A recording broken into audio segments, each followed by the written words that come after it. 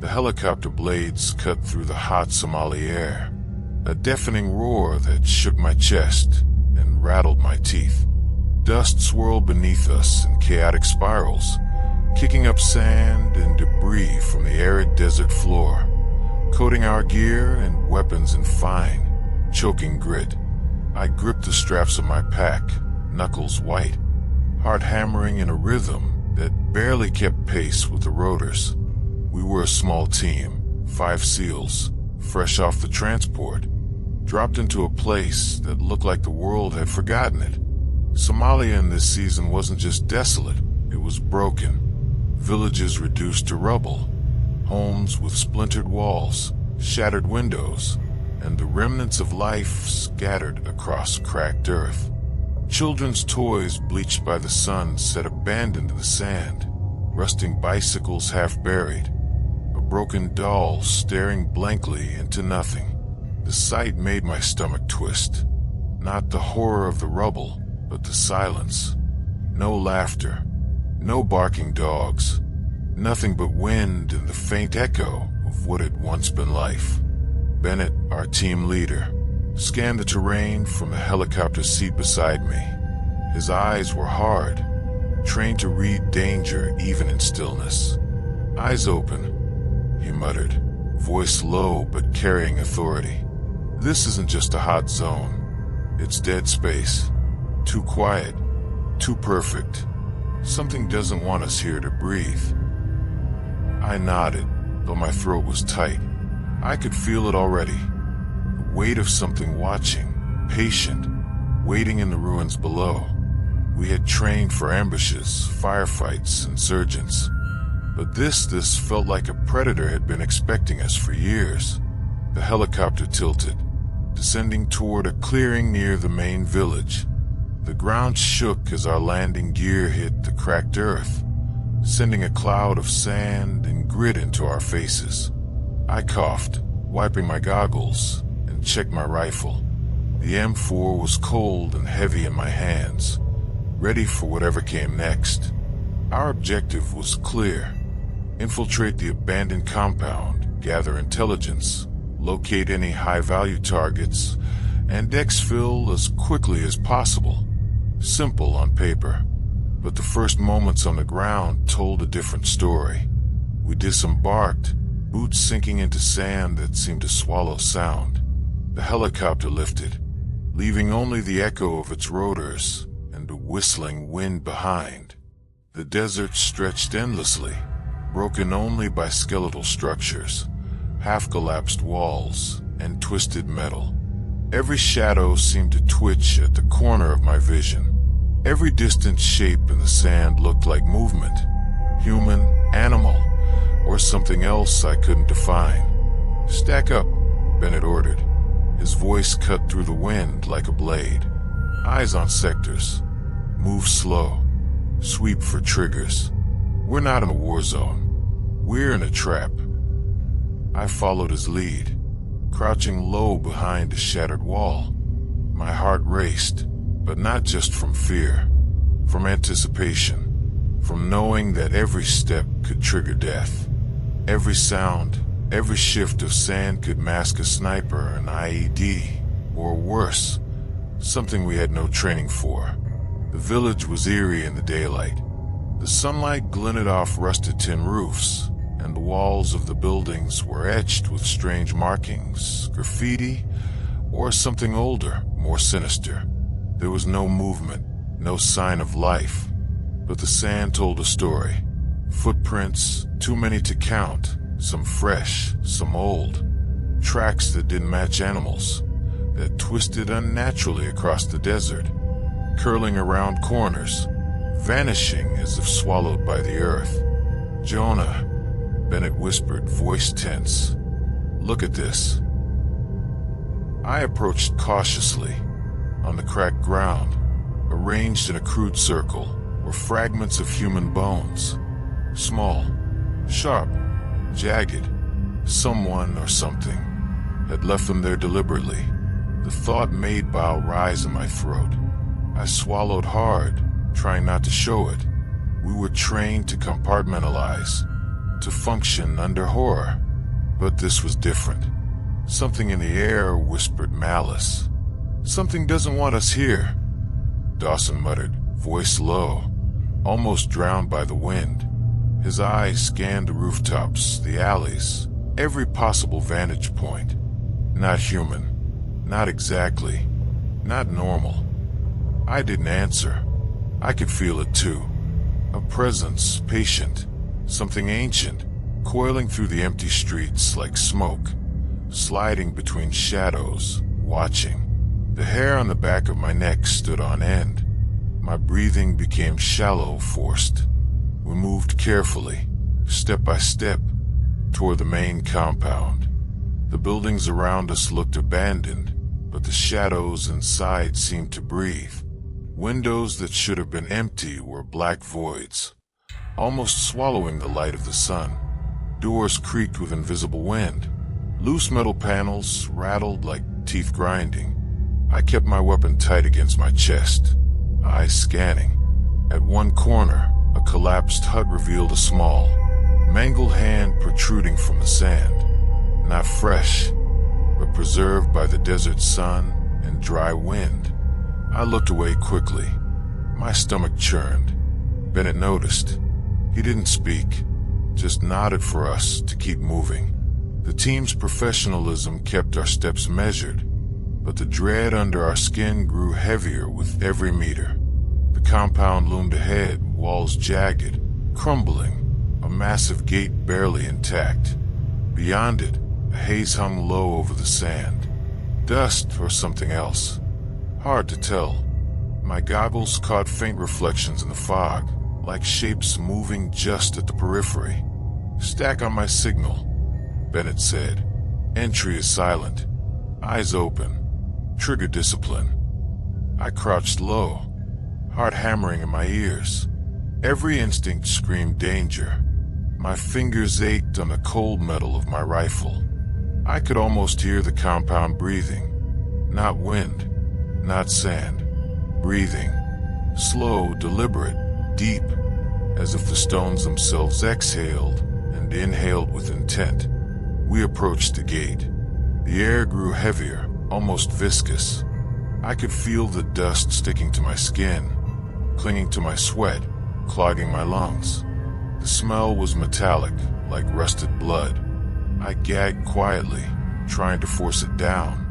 Through a slit in the gate, I glimpsed the interior courtyard. Rubble, overturned tables, broken equipment, scorch marks on the walls. The shadows seemed to twitch independently, like the remnants of life distorted and left behind. I froze. Something moved in the corner, not a human shape. Too long, limbs bending wrong. A flicker of pale eyes reflected in my NVG. I blinked and it was gone, but the memory of it remained, carved into my nerves. Bennett gave the hand signal. Entry. Slowly, deliberately, we moved through the gate. The hinges groaned under our weight. Every sound echoed unnaturally in the empty space, ricocheting off the walls. My boots disturbed the sand. Each step sounded like thunder. Inside, silence swallowed us. Not the natural silence of emptiness, but a silence with weight, as if the walls themselves listened. The air smelled of rot and decay, faint but pervasive. My stomach churned again. Something had been here recently. Something had waited. I swept my NVG across the room. Piles of debris, toppled chairs, skeletal remains of small animals. Nothing moved, but the shadows, they shifted just slightly when I looked away. A subtle twitch, a faint twitch, enough to make every nerve scream. Bennett motioned forward. We advanced, weapons ready. The compound stretched further than it appeared outside. Narrow corridors leading to rooms, staircases descending into darkness. I could feel eyes watching, something aware of us before we even entered. Every sound, every breath, felt amplified. Our own movements betrayed us to unseen observers. I could hear the faint scratching of metal against stone. The whispers began here, soft, almost inaudible. Not yet, wait. I pressed my back against the wall, heart hammering, and whispered under my breath, "God help us." The sun dipped lower in the sky, shadows lengthening. The desert outside had become a dim haze, and the compound inside was swallowing light, swallowing sound. We were alone, yet not alone, and I knew instinctively that whatever awaited us in this place was patient. It had watched others before us. It had waited, and now it was watching us. Every step we took, every corner we turned, brought me closer to terror I could not yet name. The mission, the objective, the orders, none of it mattered anymore. Survival, for now, was secondary to the realization that something alive beneath the dust, beneath the walls, beneath the sand was already here, already hungry, already waiting, and I had no choice but to step forward into the darkness. The sound of rotor blades faded into the horizon like a retreating heartbeat, leaving only the sigh of the desert wind and the groan of our Humvees as we rolled forward. Somalia by night is not silence, it is a canvas where silence gets painted over with whispers, distant dogs, the faint crackle of burning trash heaps, and the occasional shot fired far enough away that you can pretend it wasn't meant for you. Our convoy was small, 2 Humvees, each with scars of other wars, tires chewing over gravel and dust that clung to our skin and turned sweat into paste. My NVGs bathed the world in eerie green, where shadows became monsters and every movement carried the weight of suspicion. "Feels like a graveyard," murmured Torres, our comms man, over the intercom. His voice was too loud in my ears, like he was intruding on something that didn't want to be disturbed. "Eyes up, mouth shut," replied Bennett, our team lead. He had the kind of authority that cut like a knife. Short, sharp, absolute. But even his voice carried the tremor of a man who could smell that something was wrong. We drove through villages that weren't villages anymore. Clay huts sat gutted. Roofs collapsed inward like broken ribs. Doorways framed nothing but black emptiness. In one, a chair rocked back and forth in the wind, though no hand touched it. I caught sight of a little girl's doll, face cracked, one glass eye missing, staring at us from a mound of sand as though accusing. People did watch us. Not many, just enough to remind us that we were intruders in their land, in their silence. Dark faces peered from behind torn curtains, eyes glittering with something between fear and hatred. Children sat in the dust, not running to the convoy for candy or MRE scraps the way they usually did in war zones. They just sat there, stiff and unmoving like mannequins. One boy lifted a hand as if to wave, then let it fall, his face blank. "What the fuck is wrong with him?" whispered Dawson, our heavy gunner. He was a big man, always the loud one, but his voice cracked around the edges now. Nobody answered. Static crackled over the radio. Torres tapped his headset, frowned, adjusted frequencies. "Command, this is Echo Team. Convoy en route to objective." "How copy?" The reply came broken, shredded by interference. "Copy, maintain, report back." Then softer, layered under the static, something else, a voice, whispering too low to be words, yet too deliberate to be random noise. "Say again, command." Torres pressed. Nothing, only whispers, then dead air. We all heard it. No one admitted it. The road bled into ruin. Burned out trucks littered the path, twisted frames reaching up like blackened bones. The sand seemed redder here, as though it had drunk too much blood. Bennett ordered us to dismount, to walk the last mile in silence, weapons at the ready. The night was thick, heavy with heat and dust. My boots crunched on gravel that sounded like breaking bones in the stillness. Every step carried weight. Every shadow stretched too far. My mind tried to fill the void with sound. Phantom footsteps behind us. A cough that wasn't there. A breath just over my shoulder. I glanced back more times than I should have, expecting someone to be there. No one ever was. The compound rose from the wasteland like a tumor, half buried in sand and shadow. Its walls were jagged, patched with sheet metal and broken stone. No lights, no guards, just the black gate leaning half open, as though it had been waiting for us all along. We froze outside, scanning with NVGs, rifles sweeping arcs of green firelight. No movement, no heat signatures, nothing alive. Looks deserted, Dawson muttered. Then why does it feel like it's breathing? I whispered before I could stop myself. No one laughed. The gate creaked when we pushed it. Inside, the silence deepened. The compound's courtyard was littered with signs of life abruptly abandoned. Cooking pots still half full of rotted food. A sandal lying in the dirt. A soccer ball caught in the corner against the wall. But there were no people. Not even corpses. Just traces. And then we found the blood. A trail, dark against the sand, leading from the courtyard into the main building. Thick in places, smeared as if bodies had been dragged. It led inward, where the shadows waited. "Command wanted intel," Bennett said, his voice rough. "So we go in, get it, and we're out. Stay sharp." We entered the building with rifles raised, NVGs casting every surface into sickly green. The walls inside were covered in something I couldn't quite name at first. Drawings, carved symbols, smeared paint that looked too dark, too crusted, too human. Circles within circles. Hands pressed against walls. Not painted, but imprinted in some unholy way. My stomach twisted. These weren't just markings. They were warnings. Or prayers.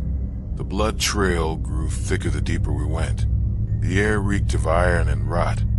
So heavy it coated the back of my throat. Somewhere in the distance, a door slammed shut on its own. Clear left.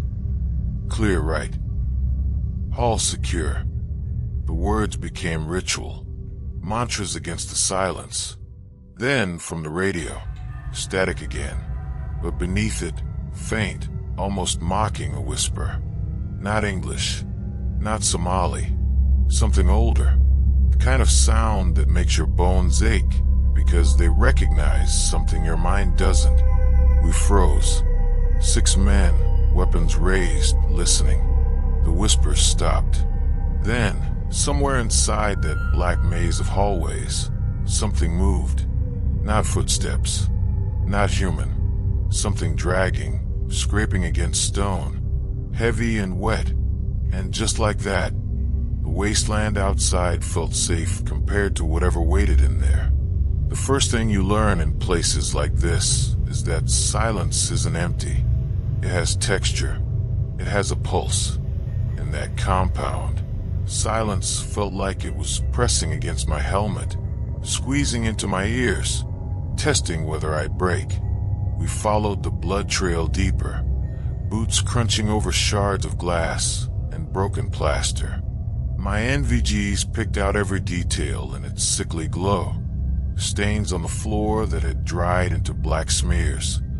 A ceiling fan creaking above us, though there was no breeze. Shadows twitching in corners, as if they had their own nervous system. "Stack up," Bennett ordered at the first closed door. His hand gestures were sharp, efficient, but his breathing was just a little too fast over the comms. Torres moved forward with the breaching kit, attached the charge, and we pulled back. The muffled thump of detonation punched the door inward. We flooded in, weapons sweeping. The room was empty of life, but not of memory. Against one wall were 3 chairs. each with restraints bolted to the arms. The leather straps were shredded, as if something had struggled hard enough to break free. The floor around them was stained with overlapping circles of dried blood. On the opposite wall, a crude mural had been carved into the plaster, jagged spirals surrounding a headless figure, arms raised. The grooves were deep, gouged with something sharp, something deliberate. Jesus Christ, Dawson muttered. What the hell were they doing in here? No one answered. I crouched near the mural. The spirals seemed to pulse in my NVGs, like they were vibrating on a frequency too low for my ears, but strong enough for my bones. My fingers hovered over them, and I swear the wall felt warm, as though something on the other side was breathing. Don't touch that shit, Bennett snapped. His voice was harsh, but I caught the flicker in his eyes. He'd seen it too. We pushed on. Every room told the same story. A life interrupted, then erased. A kitchen with pots of rice now black with mold. A bedroom where toys were still scattered across the floor, their owners nowhere to be found. But here and there, mixed into the normal, were things that didn't belong. Symbols carved into beams, circles drawn in ash, bones stacked carefully in corners, not random piles, but arrangements. Intentional. Then came the cellar door.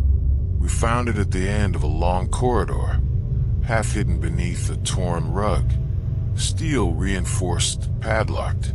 Someone hadn't just wanted to keep people out. They wanted to keep something in. Command didn't say shit about a basement, Dawson said, voice low. Torres set down his breaching kit again. As he worked, I felt it, vibrations through the soles of my boots, faint, rhythmic, like something moving beneath us, like something waiting. The lock snapped. The door groaned open. A wave of rot and damp air washed over us, thick enough to sting the eyes. The stairwell yawned downward into blackness that NVG struggled to penetrate. Stack up, Bennett whispered, though his voice cracked. We go in. We descended in single file, rifles raised, beams cutting through the dark. The steps were stone, slick with moisture. The walls were carved, not built. It was older than the compound above, older than warlords, older than us. At the bottom stretched a tunnel, low-ceilinged and narrow, lit only by the jitter of our gun-mounted flashlights. The blood trail led this way too, thick now, smeared into handprints along the walls. Halfway down, we found the first body, or what was left of it. It was a man, or had been. His chest was torn open, ribs splayed outward like jagged fingers. His face was frozen midstream, eyes wide, lips chewed to ribbons, and yet there was no smell of decomposition. He looked fresh, too fresh. What the fuck did that? Torres whispered, voice trembling. I had no answer. None of us did. We pushed deeper. The tunnel opened into a chamber. My flashlight beam landed on a mound of bones in the center. Hundreds of them, human and animal, all tangled together. Around the pile, more spirals had been carved into the stone floor, filled with some kind of black tar that gleamed wetly under the light. Torres bent to pick up something half buried in the bones. A notebook, standard issue, American. He flipped it open. Inside were pages scrawled with frantic handwriting. We hear them at night, voices in the sand. They want us to go deeper. The final page was smeared, the words barely legible. Don't listen. If you hear them, it's already too late. Torres slammed the book shut, breathing hard. Guys, Dawson's voice shook. He was pointing his light at the far wall. At first I thought it was just more carvings. Then I realized it was a message scratched in English, jagged letters gouged into the stone by some desperate hand. It's not the warlord. It's below. That was when the whispers started again. This time they weren't faint. They filled the chamber, overlapping voices hissing from every direction. Some were deep, guttural. Others high, almost childlike. None of them spoke a language I knew, but I understood all the same. They were calling us. We raised rifles, lights scanning the chamber, but there was nothing. Nothing but bones and shadows and spirals. Then something moved at the edge of my vision, fast, fluid, wrong. A scraping sound tore through the darkness. Closer now. Wet, heavy, hungry, and then the lights flickered. The chamber lights sputtered, just for a heartbeat, but long enough for panic to surge in my chest. When they steadied, Dawson was already swinging his M249 across the darkness, eyes wide, finger trembling on the trigger. "Movement," he hissed. We froze, 6 men in a circle, rifles casting harsh cones of light into the dripping stone. Shadows clung to the walls like oil. My breath echoed too loud in my ears, and beneath it came something else, the whispers. They weren't in my comms anymore. They weren't in the static. They were in the air itself, crawling into my ears like insects, nesting behind my eyes. "Jonah." I swear one of them said my name. "Shut it out," I muttered to myself, gripping my rifle tighter. But it was useless. The voices weren't outside anymore. They were inside, brushing thoughts I didn't want to claim as mine. "Fuck this," Dawson growled, and before anyone could stop him, he fired. The roar of the M249 filled the chamber, muzzle flash ripping jagged wounds in the dark. The tracers cut across bones, shattering them, ricocheting sparks from stone. The chamber fell silent again, but he hadn't hit anything. Nothing bled, nothing moved, except for the shadows, which seemed to twitch at the edges of our lights, as though recoiling from fire. "Stand down, Dawson," Bennett barked. His voice was steady, but sweat was streaming down his face, glistening beneath his NVGs. "Nobody fires unless you see a goddamn target." "Sir," Dawson muttered, lowering the gun with hands that wouldn't stop shaking. "I swear. Doesn't matter. We're moving." The order was simple, but it carried the desperation of a man trying to hold the world together with duct tape. We followed the tunnel deeper, into air that grew thicker with rot. The ground was wet now, sticky beneath our boots, though I couldn't tell if it was water or something far worse. The walls closed in tighter, our beams slicing across more of those spirals, scratched into the stone like fingernail carvings. Then we reached another door. It wasn't like the others. This one was old, older than the compound, older than the war. Iron-bound, half-rotten, wood etched with symbols that seemed to shimmer under the light.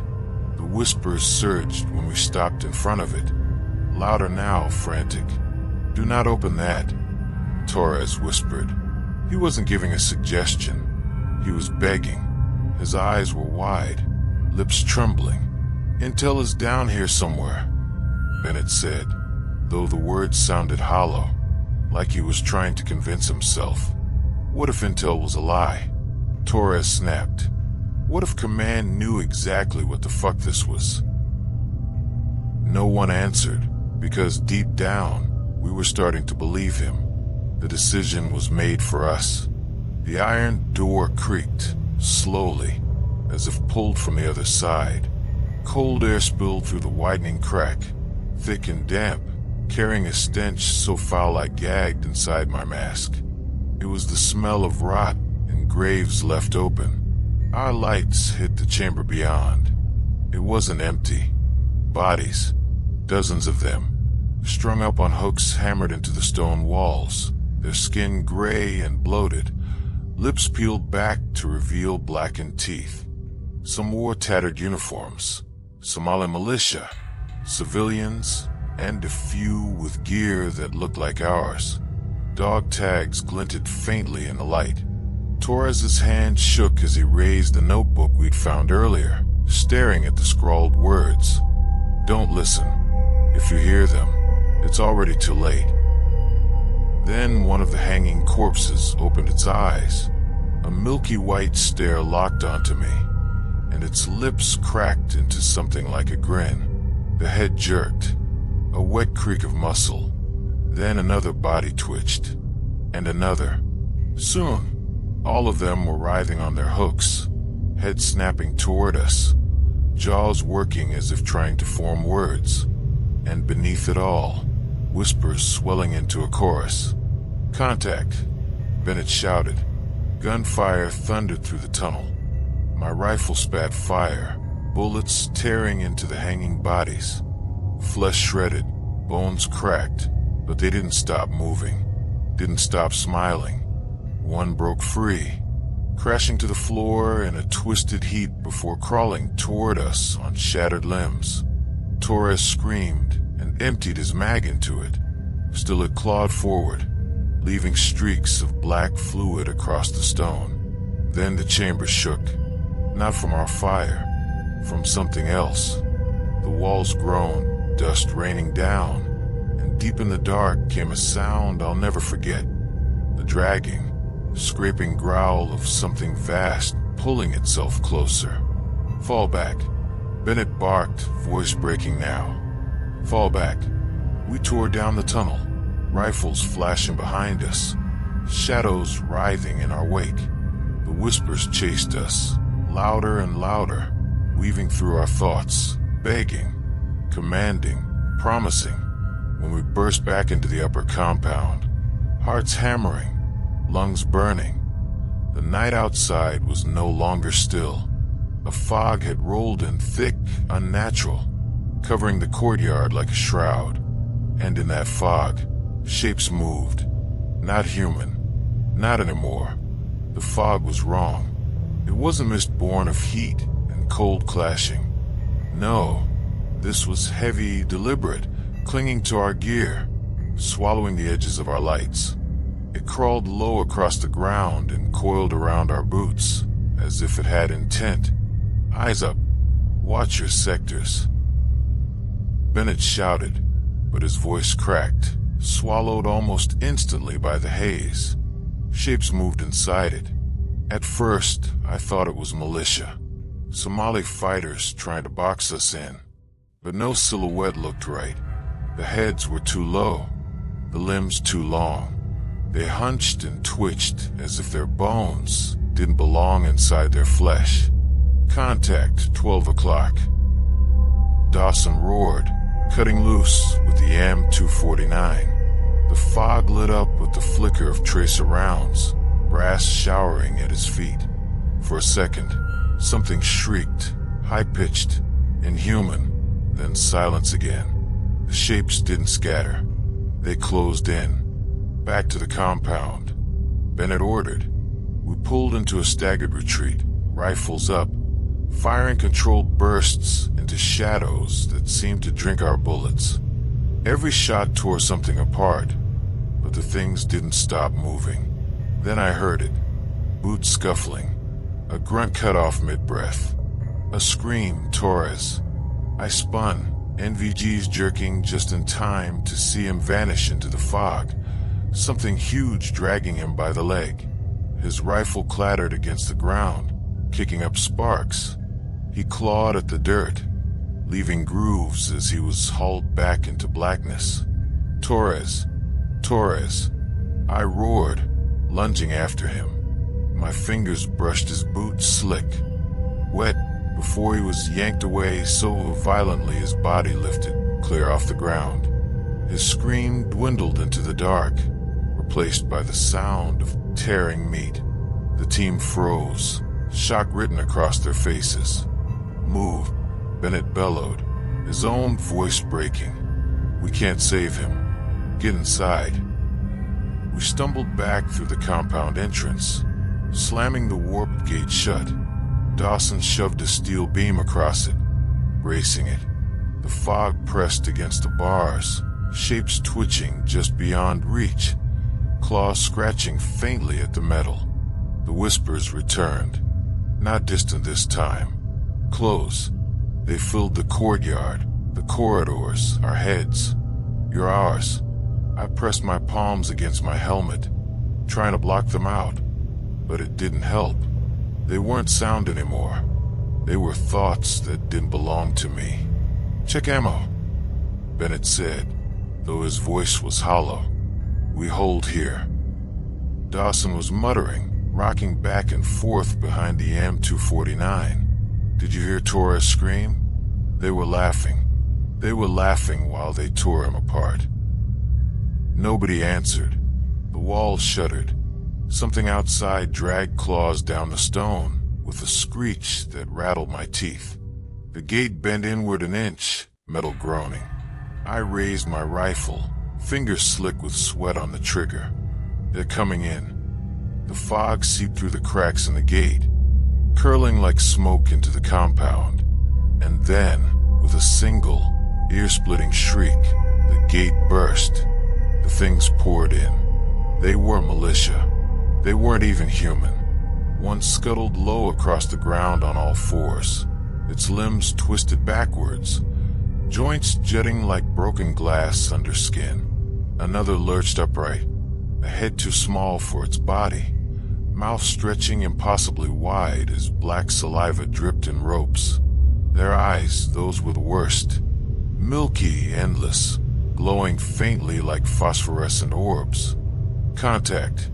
Light 'em up," Bennett roared. The courtyard exploded in gunfire. My rifle bucked in my hands, rounds ripping into the first creature's chest. It staggered but didn't fall, charging straight at me. I emptied half a mag before Dawson's M249 split its torso in half, spraying black ichor across the walls.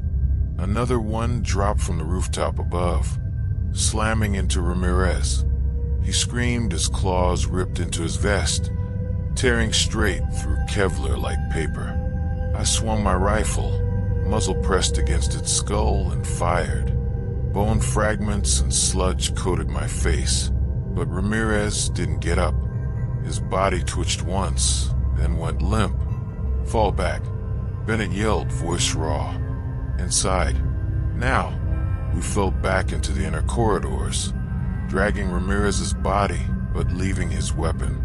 The creatures followed, claws clattering against concrete, shrieks rattling through the halls. Shadows danced across the walls, moving faster than our lights. We sealed ourselves in a room, barricading the door with overturned tables and steel cabinets. Dawson set the M249 on the barricade, breathing like a man already halfway to madness. The scratching began immediately, dozens of claws against the door, and the whispers were deafening now. Bennett crouched in front of us, sweat streaking down his dirt-caked face. We're not dealing with men. We're not dealing with anything alive. Nobody disagreed. The notebook lay open on the floor where Torres had dropped it earlier. I picked it up with trembling hands, flipping back to a page I hadn't read before. Beneath the sand they wait. Not alive. Not dead. We woke them. God forgive us. The words blurred as my vision swam. Outside, the scratching stopped. Silence. And then, from directly above us, a deep, with dragging sound. Something massive moving in the ceiling. We weren't safe anywhere. Not above, not below. Not even inside our own heads. The night inside that compound felt endless. The air was stale, thick with the stink of sweat, gunpowder, and something rotten that wasn't ours. My hands shook as I reloaded, palms slick, knuckles split. Every sound made me flinch. The groan of the walls, the faint scrape of claws on stone, or worse, the silence that seemed to hum louder than noise. Bennett crouched against the wall, Radio pressed to his ear, voice low but desperate. "Overlord, this is Phantom 1 requesting immediate extraction. Grid coordinates as follows." Static chewed his words apart, filling the room with shrill white noise. He tried again, voice louder, more frantic. "Do you copy? We are compromised. Repeat, compromised. Request immediate." The static broke into something else. Not comms, not human. A whisper hissed from the speaker. "Stay." Bennett ripped the headset off and hurled it against the wall. It shattered, pieces scattering across the floor. "No, no, no, no." He pressed his palms into his eyes. Dawson slammed a fresh belt into the M249. "We're cut off. They don't want us out." I glanced at the notebook again, still open where I'd left it. A line at the bottom of the page caught my eye now, scrawled in a shaky hand, half smeared. "They speak through the wires." My stomach turned to ice. "We can't stay boxed in," I muttered. "We'll be buried in here." Ramirez's body still lay in the corner under a poncho, silent and cold. I couldn't look at him without bile rising in my throat. His boots stuck out, laces loose, one soaked black where the thing had opened his chest. I dragged him this far, but I knew we'd never be able to carry him home. None of us might make it home. The scratching began again, this time at the windows, high, skittering like nails on glass. Dawson swung the M249 toward it, breath fast and shallow. I swear to God, if one of those things comes through. A face pressed against the pane. Not human, not even close. Its head was stretched long, the skin tight and gray, the mouth an open tear lined with teeth that didn't stop where they should have. The glass warped under its weight as it grinned. Dawson fired. The burst shattered the window, spraying shards into the room. The face was gone, but the hole yawned wide. The fog crept in immediately, crawling across the floor. The whispers inside my head surged, overlapping voices layered on top of each other, speaking in tongues I didn't understand but felt. My ears rang as if I'd been too close to an explosion. Bennett barked, "Move to the stairwell now." We bolted, boots slamming against concrete, weapons clutched tight. The fog poured after us, slithering down the corridor like it had intent. The stairwell was narrow, reeking of rust and mildew. We thundered down 2 flights, Dawson covering rear with bursts that lit the walls and flashing strobes. Screeches echoed close behind. At the bottom was a heavy steel door, half rusted shut. Together we threw our shoulders against it until it gave with a screech that set my teeth on edge. We tumbled into what must have been a storage hall. The smell hit us first. Rot. Old, damp, suffocating rot. The walls here were different. Not concrete like above, but rough stone. Carvings covered them. Deep, jagged lines like runes. They spiraled, intersected, forming shapes that seemed to writhe if I looked too long. The notebook's words echoed in my head. Beneath the sand they wait. This wasn't just a compound. It was a tomb. What the hell is this place? Dawson muttered, his voice trembling for the first time. Bennett's jaw tightened.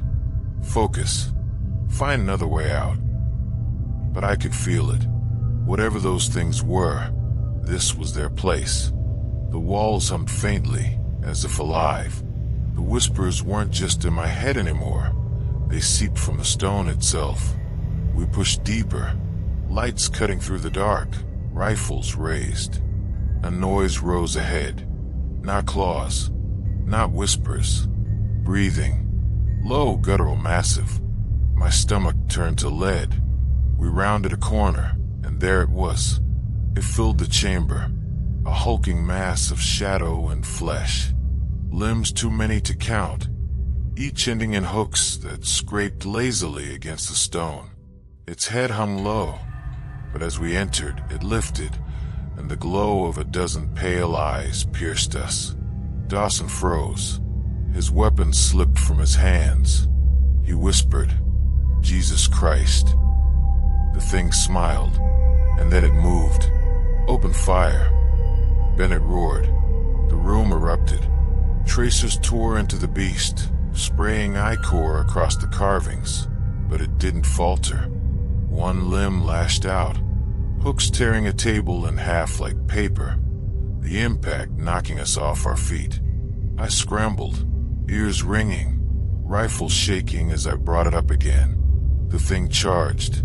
The walls shook with its roar, and in that moment I realized this mission was never meant to be won. We weren't here to kill anything. We were bait. We barely survived the first encounter. The chamber lay in ruins, splintered furniture, scorched walls, and a slick of black ichor that coated everything. The thing had retreated, or perhaps it had paused, surveying us like predators do before deciding if prey is worth chasing. Bennett gathered the remnants of the team. Dawson, Ramirez's body, Torres nowhere to be seen. We had lost 3 men already. "Listen up," Bennett said, voice hoarse, eyes darting to every shadow. "We need to find the intel and get out. That's the priority." I shook my head. "We're not leaving this place alive, are we? There's something down here, something big." He didn't answer. Instead, he motioned us forward into a narrow hallway, stone underfoot slick with rot and ichor. The air felt thick enough to choke on. The walls bore new carvings we hadn't seen before, elongated figures, twisted and skeletal, holding up smaller humans in sacrifice. Their faces were eerily familiar. Some looked like our missing teammates. I froze. "Bennett, look."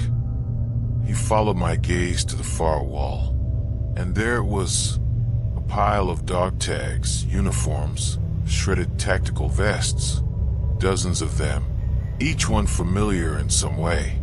U.S. SEALs, CIA operatives, men and women whose faces I recognized from operations months or years ago. The notebook's warning echoed in my ears. They are beneath the sand. Not alive. Not dead.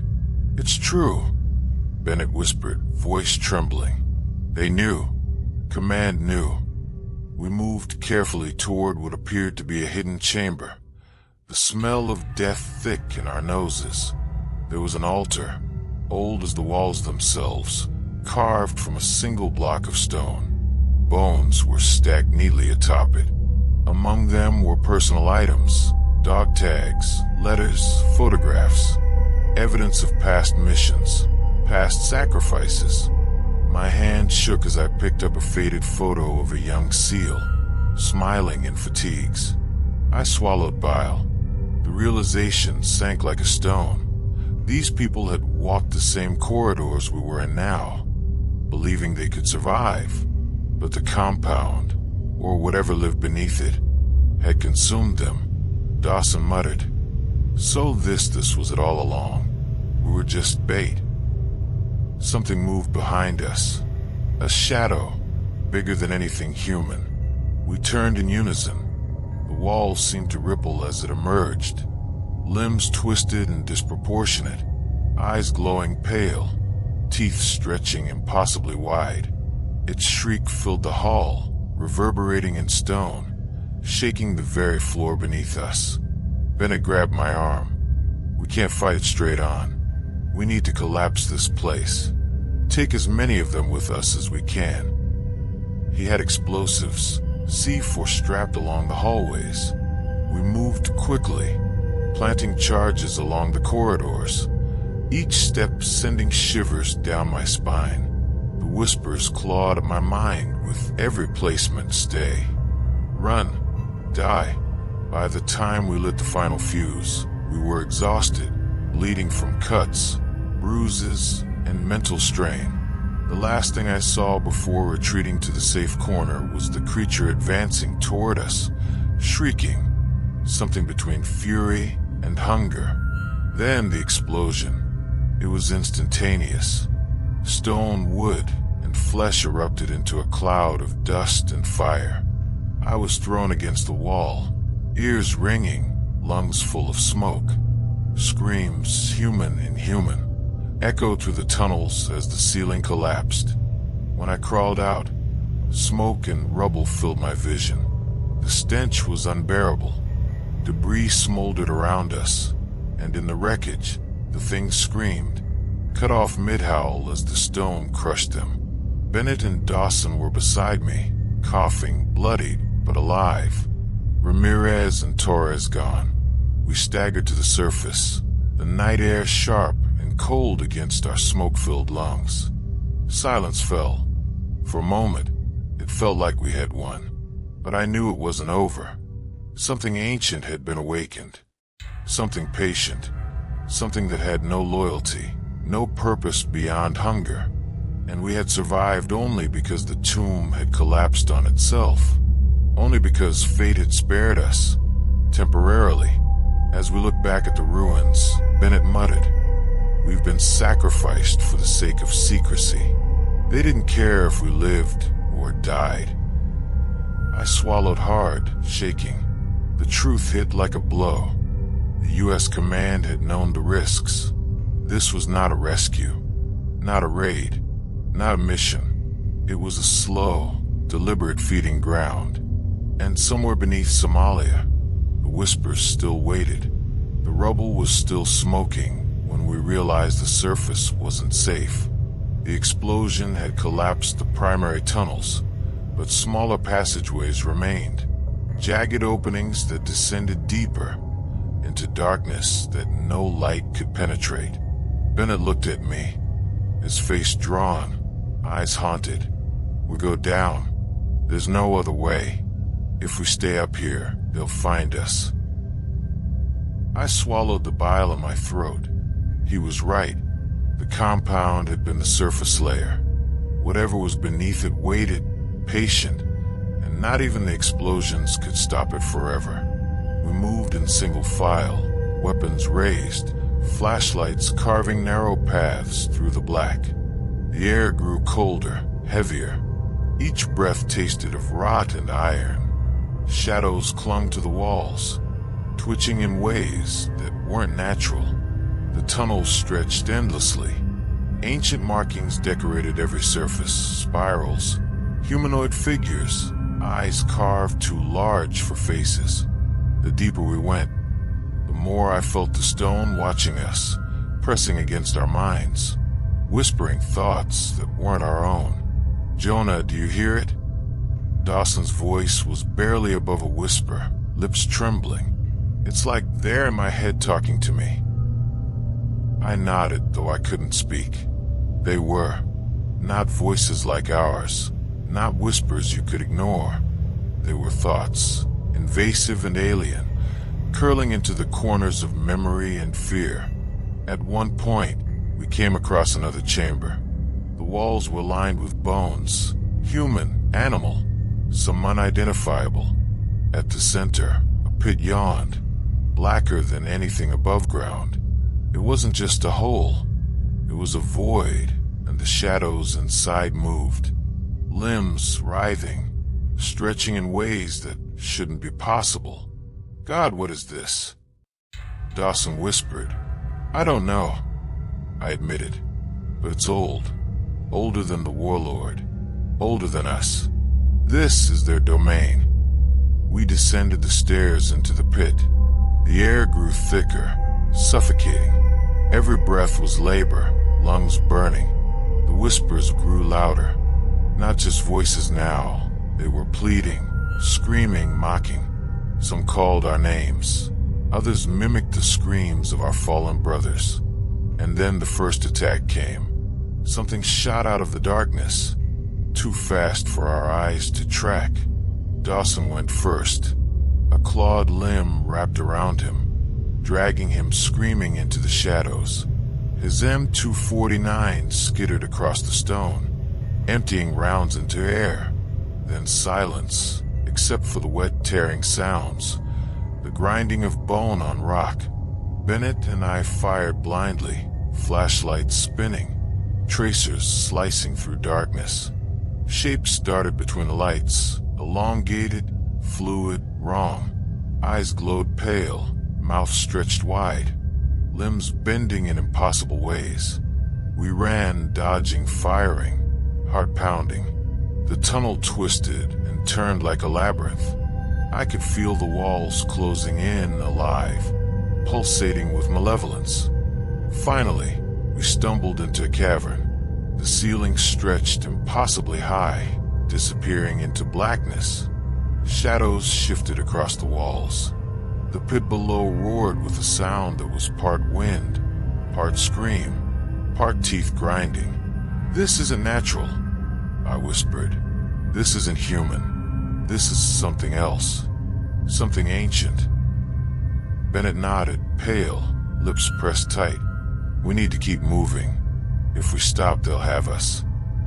We edged closer to what appeared to be a passageway, a natural tunnel winding downward. The further we went, the more the whispers penetrated our minds. They spoke of hunger, of sacrifice, of waiting. Every instinct screamed at us to run, but there was nowhere to go. Then I saw it, a figure at the edge of the cavern, tall and possibly thin, limbs bending in all directions, its head tilted unnaturally, staring at us with dozens of pale, unblinking eyes. It spoke, without moving its lips.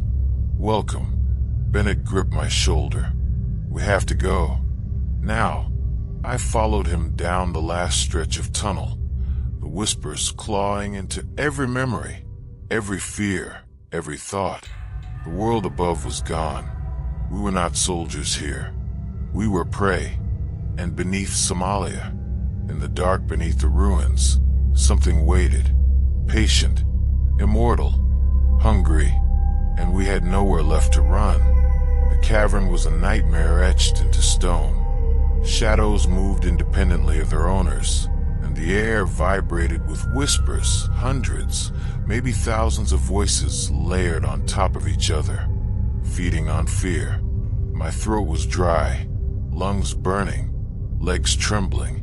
Every instinct screamed at me to turn and run, but the passageway we had come through had collapsed behind us. There was no retreat.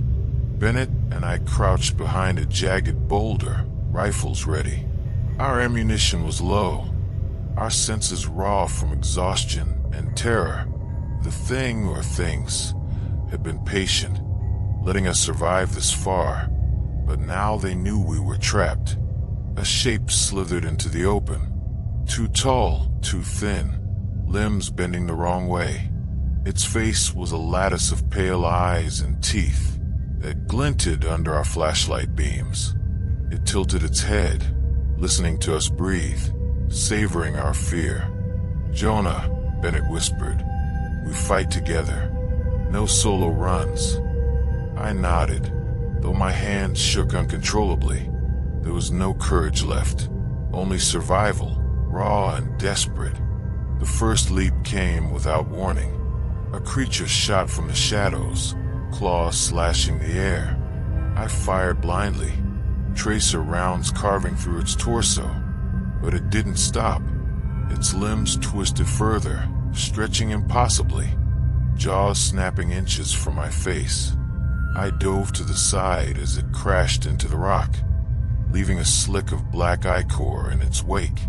Bennett swung his M4 in controlled bursts, taking out two more as they lunged. Dawson, wounded but alive, strafed with his sidearm, firing into the darkness. The cavern was a chaotic ballet of gunfire, shadows, and screaming echoes. And then I saw Torres. He was crawling across the cavern floor, body mangled, eyes wide and vacant. A creature clung to his leg, dragging him toward the black pit in the center of the chamber. I fired at it, round after round, but the thing barely flinched. "Jonah, shoot its head." Bennett screamed. I aimed, heart hammering, and fired 3 rounds. The creature shrieked, clawing wildly, then released Torres. His body fell limp, twitching. I grabbed him, dragging him to cover, but I knew he was gone. Only a husk remained. The cavern seemed to close in. Shadows poured from the walls, dozens of them, writhing, hungry. The whispers were deafening now, a chorus of agony and mockery. My head throbbed, my vision blurred. Bennett looked at me, eyes hollow. We can't hold them off forever. The charges, the explosives we brought, if we trigger them, it might bury the cavern and stop them, but we might not make it out either. I nodded. It was the only choice. Survival wasn't guaranteed, but at least we could try to take them with us. We sprinted toward the stack of explosives we had placed during reconnaissance. Every step an eternity. Creatures lunged, claws grazing our bodies, teeth snapping. Pain exploded along my arm as something bit through Kevlar, tearing flesh. I fired blindly, kicking and punching to stay upright. Finally, we reached the explosives. Bennett set the detonation sequence, hands shaking. He looked at me, eyes pleading. Cover me. I'll light it. The creatures swarmed. Shadows collided with our bodies, dragging us toward the pit. I shot, kicked, screamed, anything to keep them at bay. Bennett reached the fuse and struck the match. Now, he yelled. We dove behind a massive boulder as the cavern erupted. Fire and smoke engulfed the space. The sound of stone and metal collapsing was deafening. The creatures shrieked, torn apart by falling rock, fire, and explosives. For a moment, everything was silence. Dust choked the air. My ears rang, body bruised, bloodied, exhausted. We crawled through the debris. The pit was buried. The shadows were gone. Or at least they had been crushed, buried under tons of stone. Bennett looked at me, breathing heavily. We made it. I couldn't answer. The survivors were too few. Torres gone. Dawson barely conscious. Ramirez gone. The cost was unbearable. And yet, somewhere in the rubble, the whispers lingered, faint but persistent. The cavern was silent now, but I knew deep down it had not forgotten. Not really. It was waiting, patient, for the next intruders. We staggered toward the surface, bodies aching, souls scarred. The war above ground felt distant, almost peaceful, compared to what we had seen. We had survived. Barely. But the truth about the mission, the intentional sacrifice, the monsters beneath Somalia, the command's knowledge, was something I would carry for the rest of my life. The nightmare wasn't over. Not for me. Not for anyone who ever walked that land. I sit in the dark, hours stretching like a slow, suffocating shadow around me. The room is silent, at least on the surface, but I know better. Silence is never empty. It hums, whispers, breathes, and tonight it is singing my name. Jonah, Jonah. The voice isn't human. It doesn't need to be. It seeps through the walls, curls around my skull like smoke, fingering the recesses of memory, dragging me back to Somalia. I can still hear the whispers. Not the words exactly, but the sound of them. Hundreds of voices layered together in discordant harmony, sliding across one another in a slow, serpentine rhythm that presses against my mind. Some imitate the screams of my fallen teammates. Some mimic the crackle of gunfire in the compound. Others whisper thoughts I do not recognize, but feel compelled to obey. There's hunger in them, patience, malice. They are watching.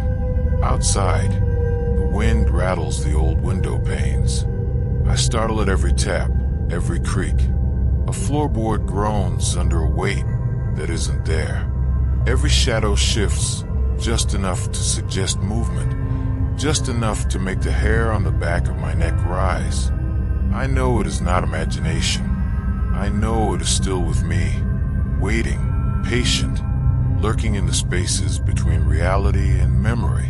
Sometimes, in the quietest hours of the night, I hear a faint scraping, nails against stone, metal walls.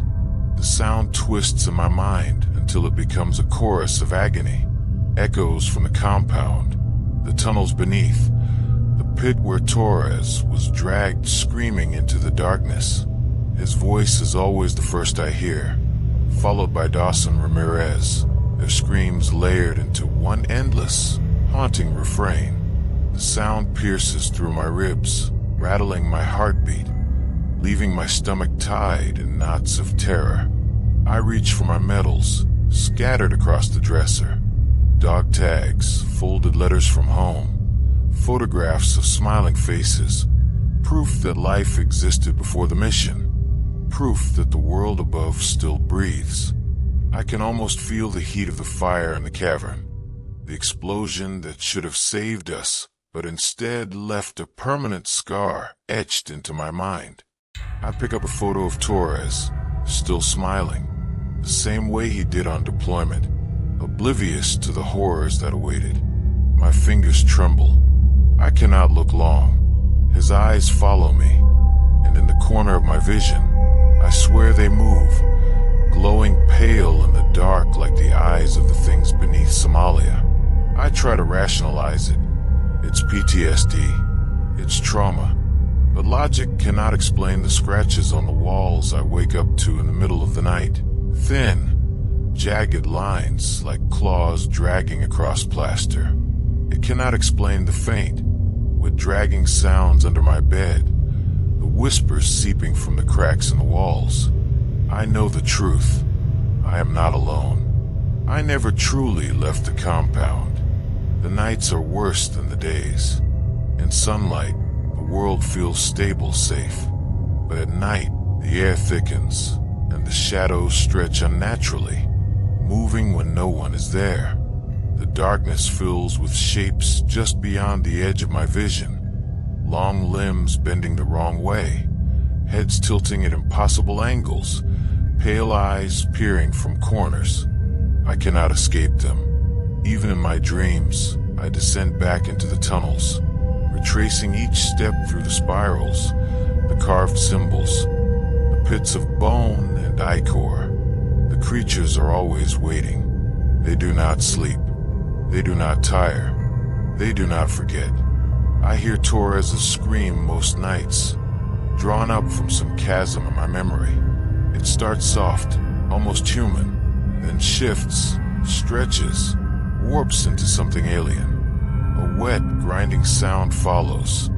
The sound of claw against stone, tearing, dragging, feasting. I can feel it crawling beneath my feet. The walls of my apartment seem to breathe, contracting and expanding with that rhythm. I lie awake, heart hammering, afraid to move, afraid to sleep, afraid to listen. Even daylight offers no relief. Shadows persist in corners, slithering across the floor, settling in the periphery. A passing dog, a swaying branch outside, a flicker of light on a cracked window pane. All of these become shapes, figures, monsters waiting for me to lower my guard. My reflexes are sharp, unnaturally so. I jump at every creak, swing at every imagined movement. My body remembers the pit more vividly than any safe moment. The smell of blood, the wet taste of ichor, the thunder of rock, and the roar of the thing as it emerged from the darkness. A mass of shadow, limbs, teeth, and eyes. Comms fail me still. Phones, radios, electronics. Sometimes they buzz with interference, sometimes with whispers. It is subtle at first, a hiss in the ear, a static crackle that grows into voices. Stay, stay, stay. The repetition drills into my skull, unrelenting. I sometimes wake screaming, hand clamped over my ears, but the sound persists. It is inside me now, part of my perception, part of my fear. I know the U.S. command knew. I know this was intentional. We were bait, sacrificed for secrecy, for intelligence, for control. That knowledge gnaws at me, more terrifying than any monster I faced in Somalia.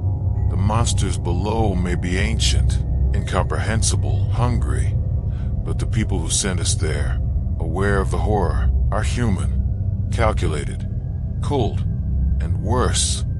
They expect us to survive the memory of it alone. I often replay the last moments in the cavern before the explosives, the smell of smoke and rot, the roar of collapsing stone, the faces of the creatures, each gaze a sentence of judgment, each movement a lecture in futility. Bennett and I survived, but we were hollowed out, shells of men who had touched the abyss and returned. The others are gone. Their screams linger in my head, eternal echoes I cannot silence. Sometimes I lie in bed, wide-eyed, listening.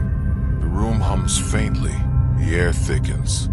I hear the dragging, soft at first, then sharper. The whispers layer themselves in my thoughts. You cannot escape. You never left. It waits. I shake, trying to force them out, but the sound only grows, like water flooding through stone cracks. My legs twitch uncontrollably. My heart races. My mind spins in a carousel of terror that never stops. I tried therapy, tried medication, tried everything. Nothing works. The abyss beneath Somalia is imprinted in my neural pathways, a permanent scar. I dream of spirals on stone walls, of pale eyes glowing in pitch-black tunnels, of long limbs snapping against stone as the whispers echo endlessly. My hands tremble even now as I write this.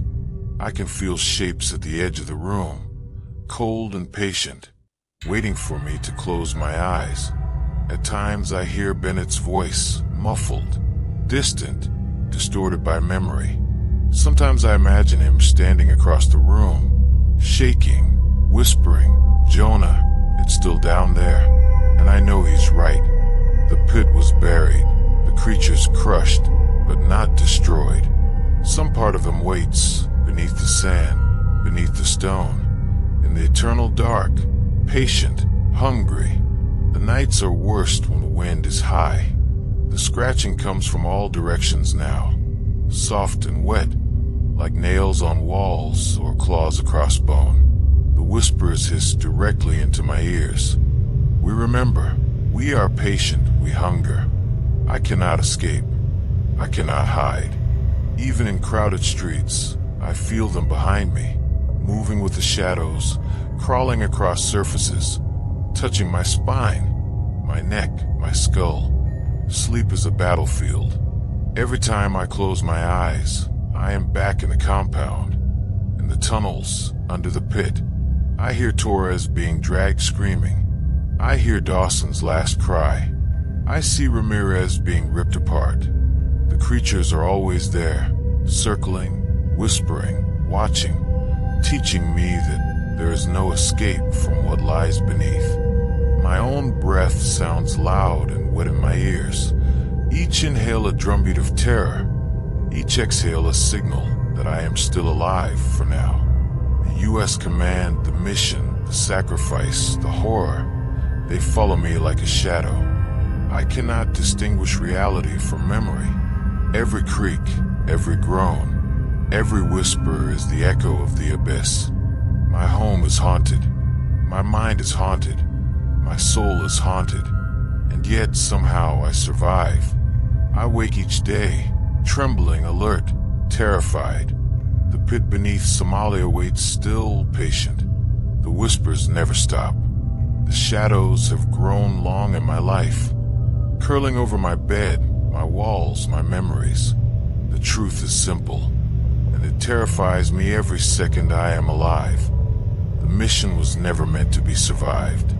The things beneath Somalia are patient, immortal, and hungry, and I am marked. I am watched. I am hunted. Even now I hear it, Jonah. Jonah, we remember, we wait. The whispers will never stop. And I know, as long as I draw breath, I will never escape them. The darkness inside and out is eternal. And the terror is mine to carry forever.